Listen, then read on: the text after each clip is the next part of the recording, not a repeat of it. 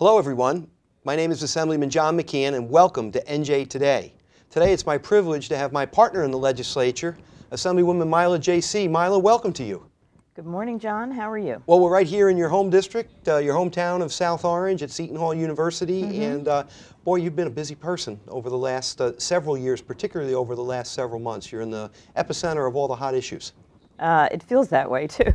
Yeah, I'm sure that it does. Now, let me start with, for those at home that don't know, your background is that for several terms you served as a member of the I guess, the Village Board of Education. I don't know exactly how they term it. It's the South Orange Maplewood Board of Education, combined district. Combined district Board of Education. So really you had a level of expertise in that aspect of governance, which is a big part of what we do down in Trenton. So you sit as vice chair of the Committee on Education. But I want to first talk to you about affordable housing. Everybody's hearing about COA. That's one of the committees you sit on, and you've been, again, at the middle of that crafting of that legislation. What do you think? Right. We've been working on that legislation since last spring, and contrary to what most people think, we actually worked all summer. We met with stakeholders, we met with advocates for fair share housing, New Jersey Futures, the builders, the for-profit, the non-for-profit, agencies that deal with affordable housing. One thing I know about you is that you do your homework, so to speak, and then some by listening to everybody's opinions, figuring it out, and then trying to do what's wise. Well, we're trying to, because it's a complicated issue, and it's an extremely important issue for everyone here in New Jersey. So we're not there yet. We're still in meetings. We're still taking amendments. But we hope to have a bill that we can drop very soon. Yeah, well, and I'd like you to talk about, the template of what we think. COA goes back to a court decision by the New Jersey Supreme Court about inclusionary, homes for communities that are developing, and that's been morphed through the years, quite frankly, to regulations that are counterproductive to actually building anything, the economy aside. Right. So how do you strike the balance of allowing building to take place, but making certain that regular people, have access to homes? Well, the interesting thing about this whole process is that when you bring everyone to the table, you find that there are solutions. They're not just problems. And we're finding that the builders have ideas, the municipalities have ideas, the advocates have ideas, and what we're trying to do is bring all those ideas together into something that's simple, that's workable, and that doesn't strangle the towns. Is putting it in my simple way of thinking, is it will turn out on some level, if 10 homes are built, one of them is going to end up being affordable? Is that about what it looks like? Yeah, I mean, that's a simple way of looking at it, and I think it's important for people to understand what we mean by affordable. We're not talking Section 8 and projects. We're talking about teacher salaries, policemen, and many working people in the trades, what have you. Right, and we're talking about rental apartments too. We're talking about having places that are affordable so that when our sons and daughters come home from school, from college, or grad school, they don't have to live in the basement or on the third floor. They can live That's why we're good partners, because as yeah. you said that, I said, we're talking about our children having a place to go when it comes to it. Now, speaking of children, again, knowing your passion for education, we're really under a lot of pressure in the state between all the money that was lost in state funding to our schools and a spending cap. It's going to be more and more difficult for the boards of education to deliver the services that are expected.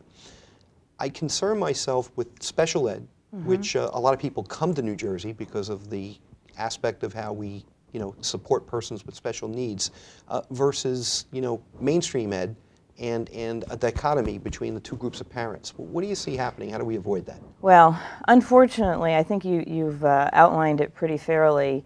When I was on the Board of Ed, and since I left the board, I've maintained relationships with people who are involved in this, and the last thing I want to see is a setup where parents of special needs kids and parents of regular ed kids are fighting each other, fighting for the crumbs. So I think that the timing is really good for those of us on the state level to try to help school boards and parents find a happy medium, find a way to meet all the needs, but not shortchange anyone.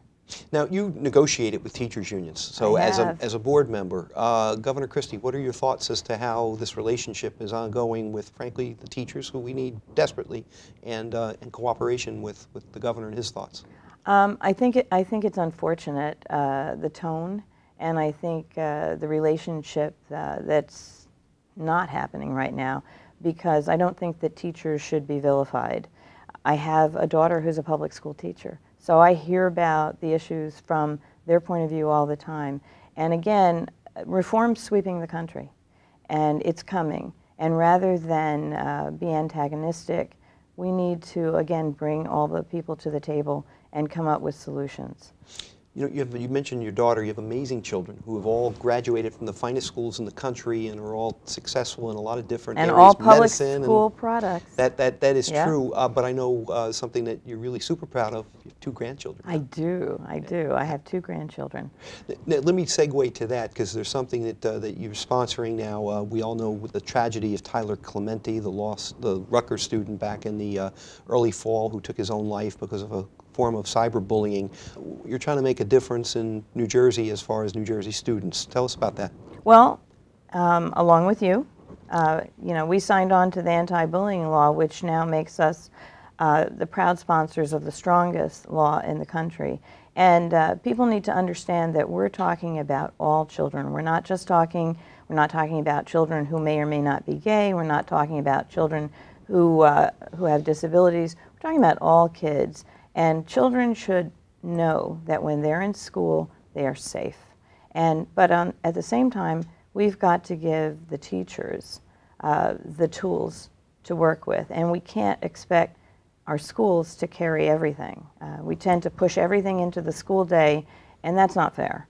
So there are good programs out there that begin when children are very young, talking about inclusion and acceptance and tolerance. And I have to tell you, I actually got a phone call from a constituent the other night after we signed the bill, after we had the press conference, and she said, you know, remind people that my son, who was a big kid physically, but who had tics, you know, he had Tourette's, sure, was bullied unmercifully in school.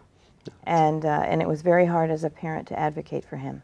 And what we both know about how children often handle that through self-destructive behavior, you know, as you know, it's a temporary problem, but you don't recognize that when you're that age, and this literally will hopefully save lives, let alone the consternation that goes with someone that's picked on. Right, and I mean, it's a nightmare for parents too, and children, especially young teenagers, they see every day as, you know, the end, if you will. I mean, it's hard for them to project into the future. So we hope with this bill, we also are giving them the assurance that we are going to have their back, if you will. Are you enjoying your position in the legislature? I am, especially with you. Yeah. You know, sitting next to you and learning from you. I appreciate it. Well, I don't know about learning. We complement each other, hopefully, but it's great to have you there. And you know, you could have slipped pretty comfortably into another phase of life with your terrific husband retiring, having you know, served as the commissioner of the Department of Banking and Insurance, and you know, kind of staying home with the grandkids, if you will. But instead, you're going to make New Jersey a better place. Well, because I want my grandkids as well as my kids to be able to live and work here in New Jersey. Well, with your help, that'll happen. And